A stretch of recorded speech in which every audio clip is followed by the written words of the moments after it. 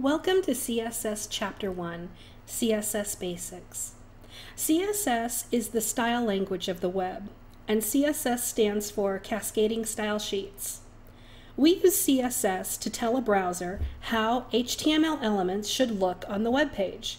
Color, backgrounds, borders, positioning of elements, and more are all laid out via CSS rules that we include along with our HTML document. HTML and CSS tie structure and style together. I have some HTML code here right in front of me in PHP Storm. Let's take a look at how this looks in a web browser. Wow, this looks pretty awful. I think 1995 wants its web page back. I don't see any styling going on whatsoever. Let's open up DevTools and see what's going on. I'm going to press Ctrl-Shift-I on my PC, or if you have a Mac, you can use Command-Option-I to pull up DevTools. Well, I can see the HTML code that's being rendered to the page over here on the left-hand panel. It looks pretty simple. It looks pretty clean. I see absolutely no CSS rules being declared in the HTML itself. Let's look in the head tag and see if we can find a CSS style sheet that's been linked with this project. And I see nothing. I see no styles declared in the head, and I see no links to any external CSS files. Before we can apply some style to this mess, we need to include a CSS file inside this project. I have this project open in PHP Storm. And here I can see all of the files that comprise this project. There are a few ways we can add CSS style to this project. Inline, which means writing a style attribute inside our HTML tag with our style rule declared right here. But we're not going to do this, and I really don't want to see anybody else doing it either. This is generally considered a very bad practice. Because it is less organized, it's very difficult to read and maintain project-wide. Another way we could add CSS style to this document is by adding a style tag in the head of our HTML. But we're not going to do this either. This is also considered a dubious practice. It does have its applications, but generally speaking, the preferred way to add CSS to a project is by linking to an external CSS file. So what I'm going to do is I'm going to right-click on our root directory, and I'm going to create a new directory called CSS. This is where all of our CSS files are going to live. And when I say external CSS files, I mean external to the HTML document itself, not written in line in our tags and not written in the head tag, but organized unto itself. This is considered well organized and very maintainable project-wide.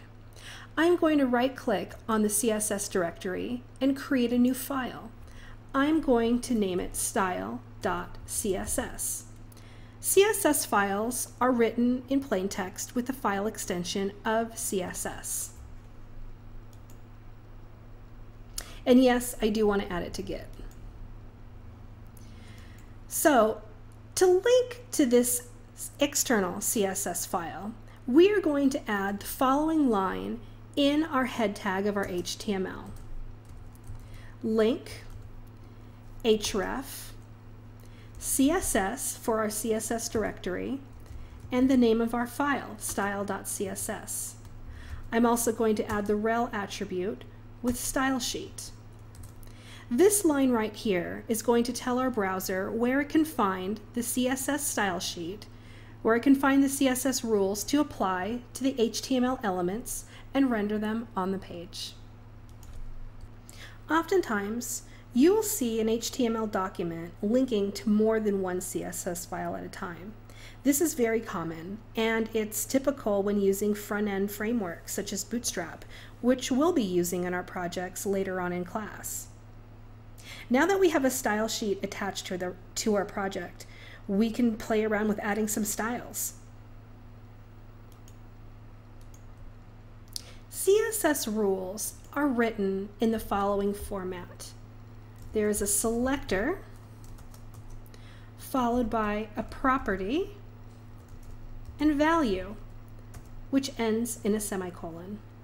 This is the basic structure of a CSS rule. For example, let's add some styles to the body tag of our plain HTML document. I will use the body tag as the selector, and I'd like to add a background color of maybe a light gray. And here we go. We've written our first CSS rule. Let's see how that change affected our web page. I'm going to reload the document, and I see that our background color has changed. Let's open up DevTools and see the change in action. I can select the body tag, and here I see the rule that I've already written. For example, let's say I want to make the background red.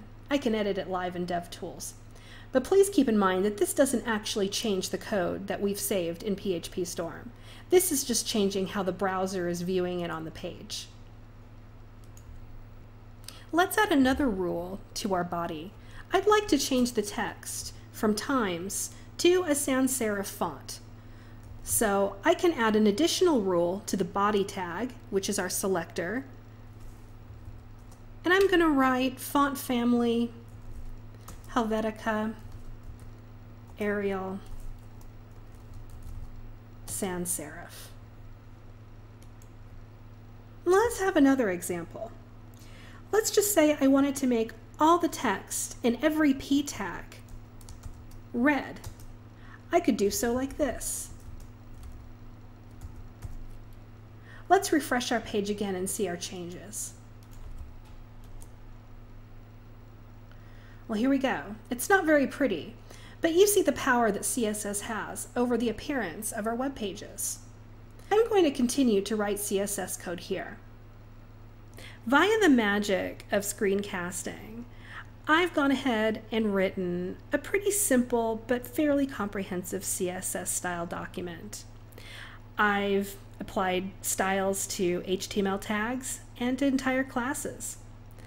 I've also applied more than one style per selector, and you can also have more than one selector per style. For instance, if I wanted to style the H2 and the H3 tags identically, I could do this right here. Let's take a look at the page now after it has a comprehensive set of CSS rules. Wow, that's a huge difference. Please keep in mind, I didn't touch the HTML code whatsoever.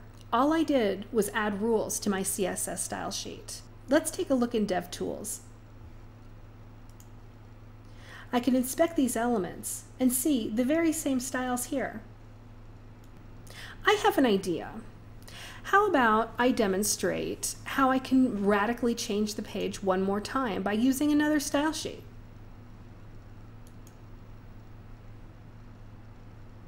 I'm going to add a second style sheet here.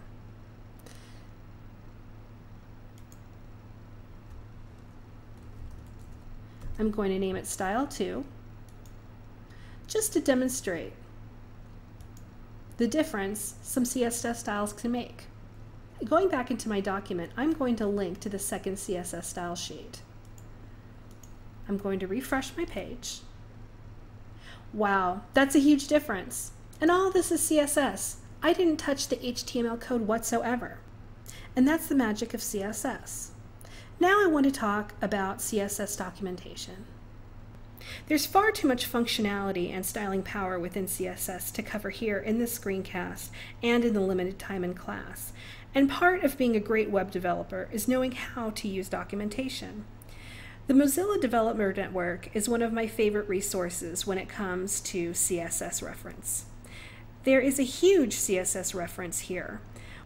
There is all kinds of CSS properties, CSS selectors, pseudo classes, pseudo elements, and all kinds of rules that you can use as a documentation and guide as you're styling your projects.